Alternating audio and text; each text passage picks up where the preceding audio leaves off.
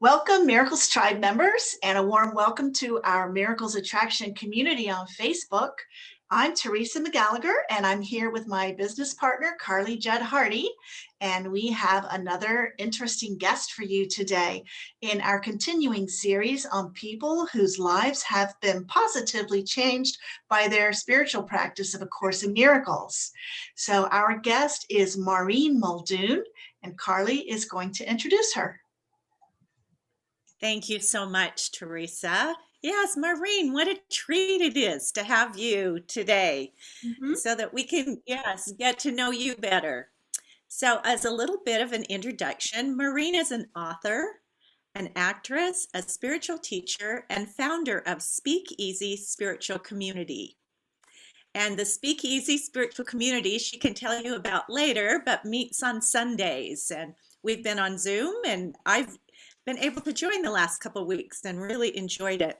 She's a passionate and internationally recognized teacher of A Course in Miracles and facilitates a daily spiritual coaching call via Miracles Live 365. So Miracles Live 365 is the daily spiritual coaching call, and her published works include a children's book, The Life of a Sandcastle, the award-winning one-person show, Transparent Love, and two memoirs titled Giant Love, Love Song, and Spiritual Vixen's Guide to an Unapologetic Life. You can tell that Maureen has zest and is feisty.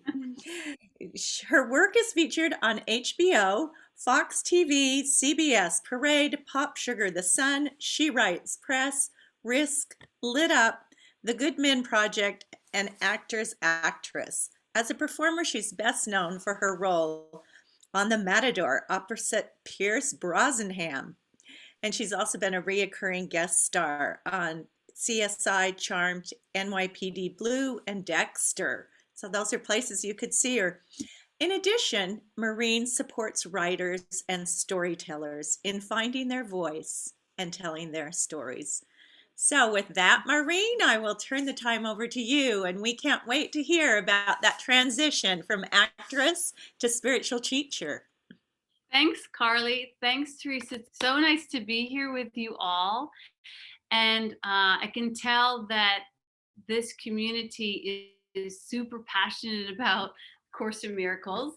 And I brought my first book, Course in Miracles, with me. It is, taped up and tatted. And on the back of my course book, there's a napkin that my husband purchased for me a while ago. And it says, she had not yet decided to use her power for good or evil.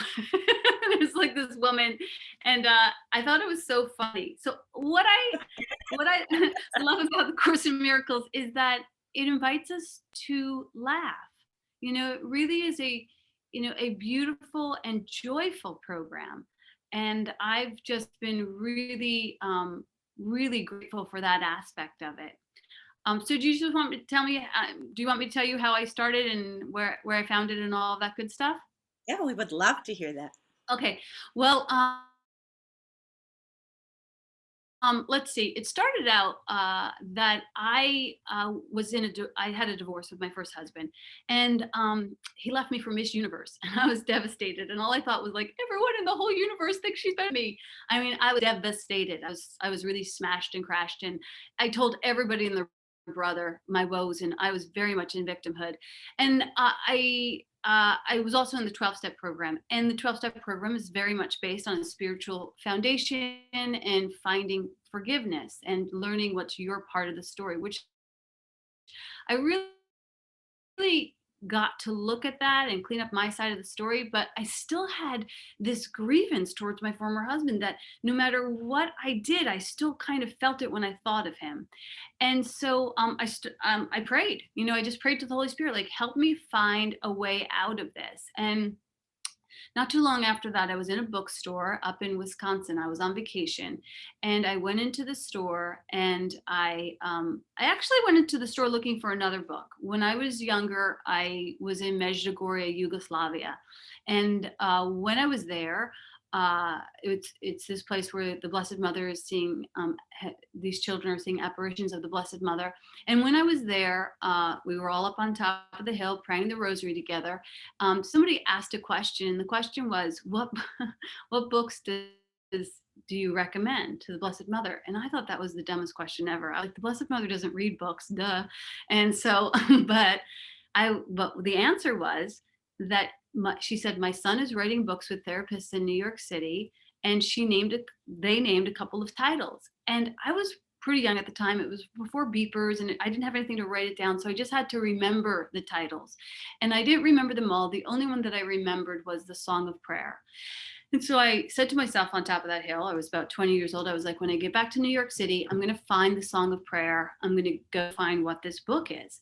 So I get back to New York City, and I immediately get pregnant, get married, and then get sober in that order.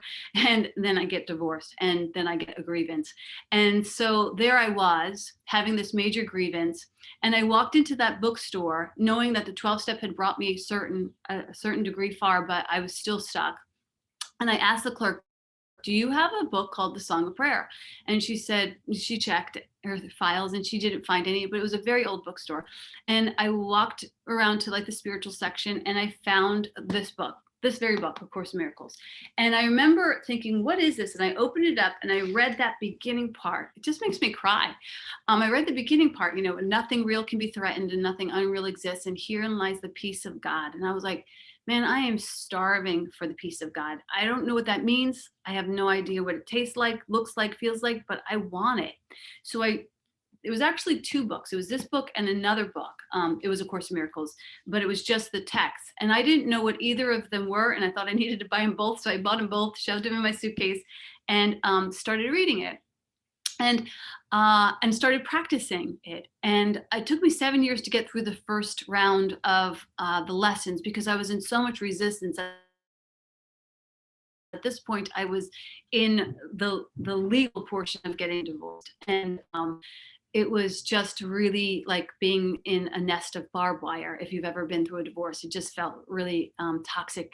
And so I would read the book and I'd say, yes, that's exactly what I need to do, but I'm not going to do it. You know what I mean? I'm not going to forgive.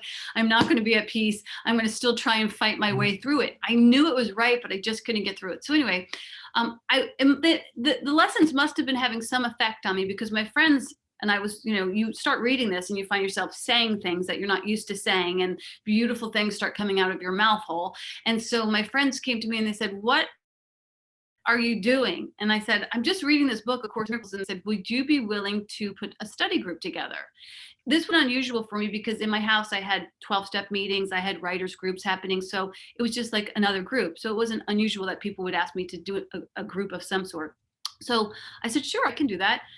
And I didn't really think twice about it. I didn't know that there were other people studying this. I didn't know there was a bigger community. I didn't know that there were other teachers. I had no clue whatsoever. I just called some friends and I said, we're going to put together this Course in Miracles group.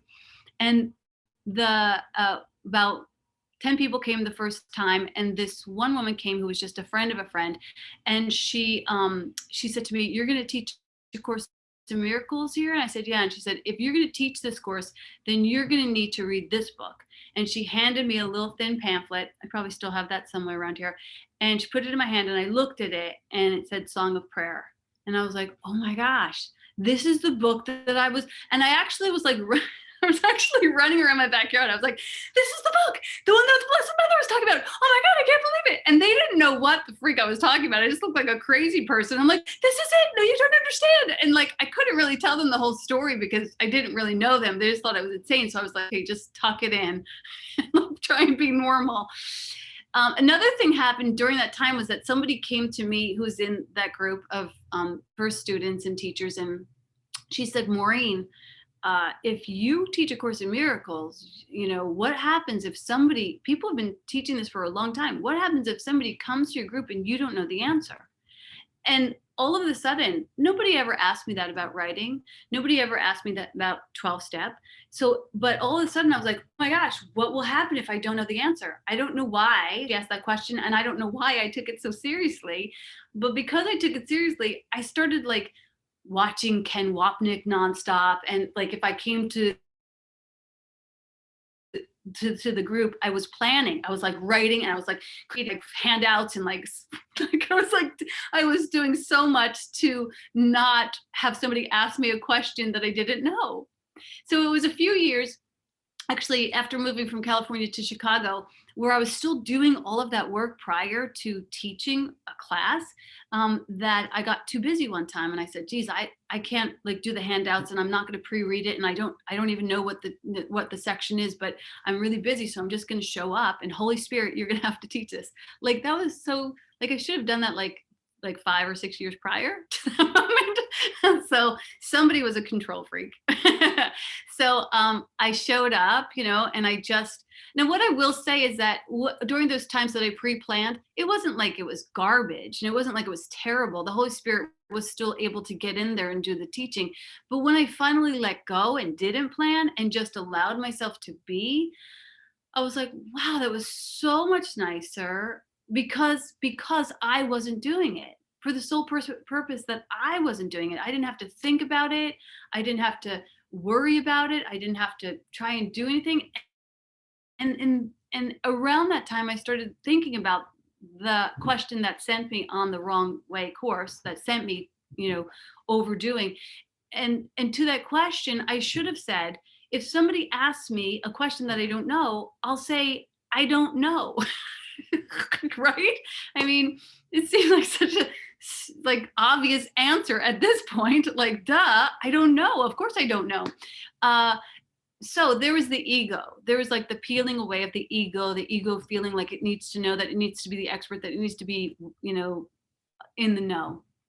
So anyway, after that, things get a lot easier, isn't it? I'm sure many of you in this group have had that experience where, you start to read the book and you start to understand the concepts, and then you start to embody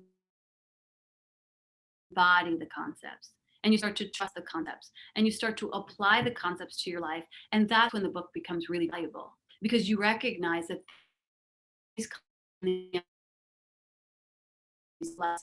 concepts are the things that are going to give you yourself back, and give you back your liberation, and give you back your freedom. So that's when it gets really enjoyable. That's when we can move into that experience of knowing that a healed mind doesn't plan, and that everything is working out for our highest good, and that nothing comes unbidden, and that we can begin to change an ancient hatred into a current love. And around that time, I was still working with my former husband and my grievances.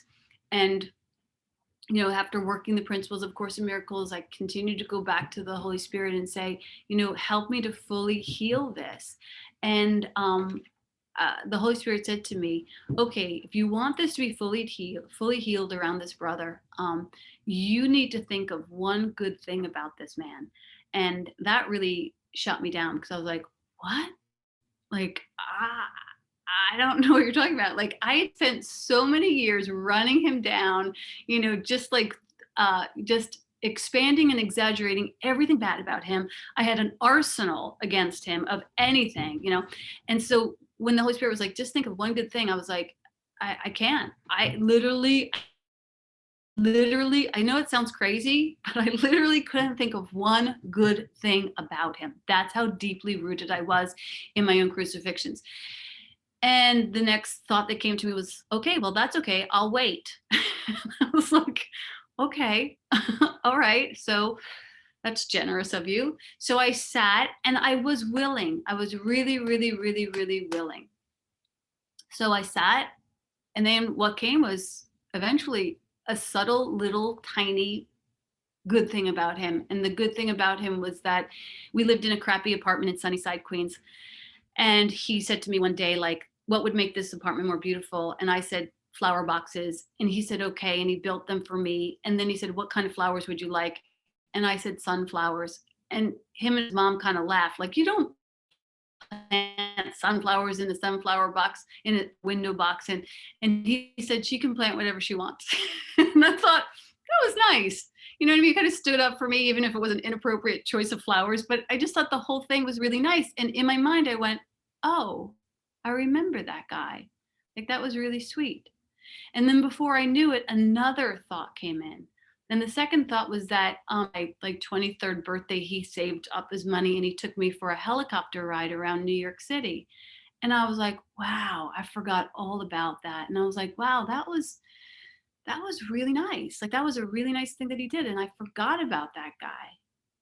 And then the third thought that came, that I couldn't believe that I forgot, was that when we first got into a relationship together, I was pregnant and we were just friends. And he told me that he really liked me, and I said, "Well, I'm not really dating because I'm having a baby. I'm pregnant."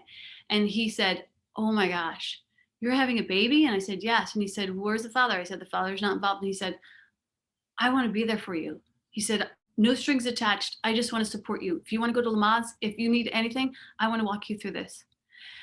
Now, that at that moment when he said that to me, that meant everything to me. I was living alone in New York City. I had no like close family by. I was having a baby, at 23 years old. The dad was not involved, and that was an okay thing.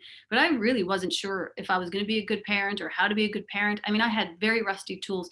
And to think that I had somebody in the world who said, "I want to be there for you," And I was like, and in that moment that I remembered that, I was like, how could I have forgotten that?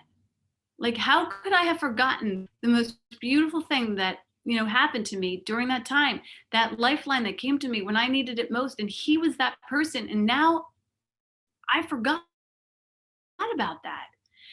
And when I remembered that, I got emotional like I am getting now. And I had a healing in my mind.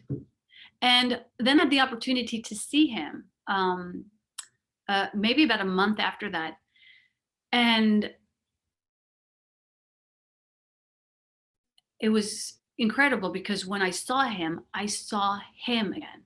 I didn't see the monster. I didn't see the evil one. I didn't see Darth Vader. I didn't see the jerk. I didn't see I didn't see any of that. I saw him.